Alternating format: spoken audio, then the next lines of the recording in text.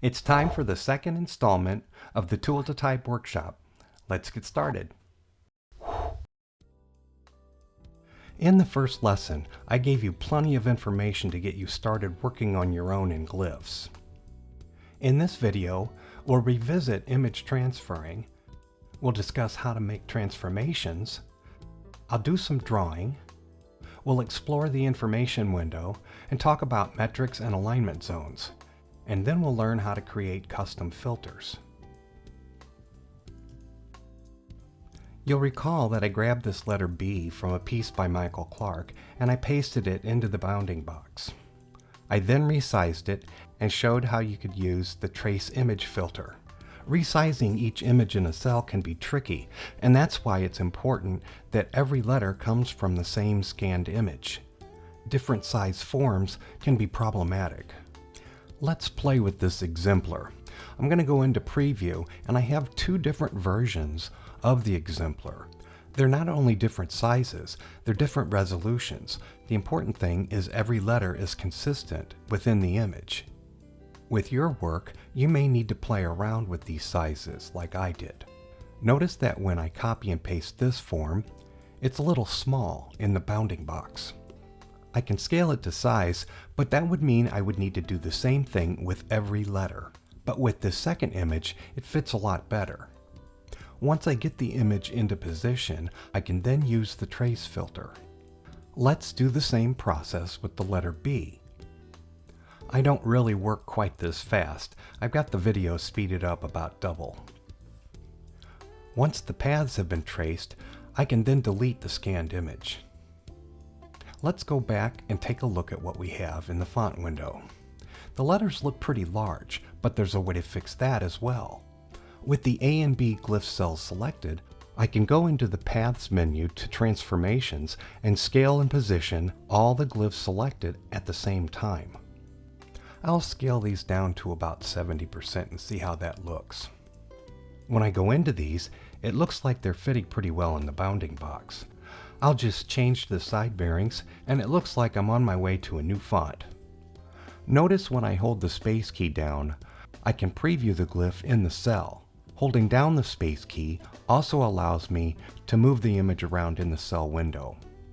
While I have all the nodes in this letter selected, let's move over to the transformation panels on the right. I can numerically alter the shape of a letter using these various transformation items. Skewing, scaling, flipping, all of these things can be done from this panel. You'll quickly get a feel for how these transformations work.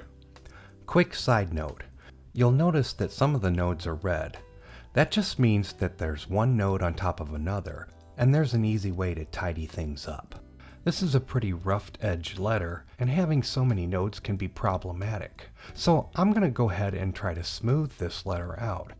It would take a far longer time to go in and clean up each path.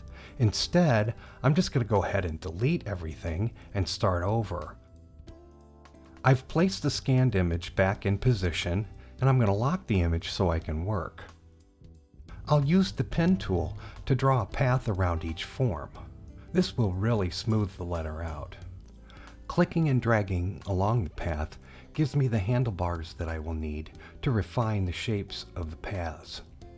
I won't be doing a lot of refining, this is just for demonstration purposes. But you can see that the B is much smoother than the roughed edge A. Once the paths are drawn, I can simply delete the scanned image. I'm going to jump to the letter D and show you a few tricks about editing. By holding the Shift key down, I can place points on the same axis. Placing points without dragging the mouse create corner points. Drag the mouse to create curved points with handlebars. And as previously mentioned, be sure to close all paths. You can use the Command key to toggle between the Pen tool and the Select tool. Using the keyboard is very important in speeding up the editing process. While holding the Option key, you can select a straight path to create the handlebars.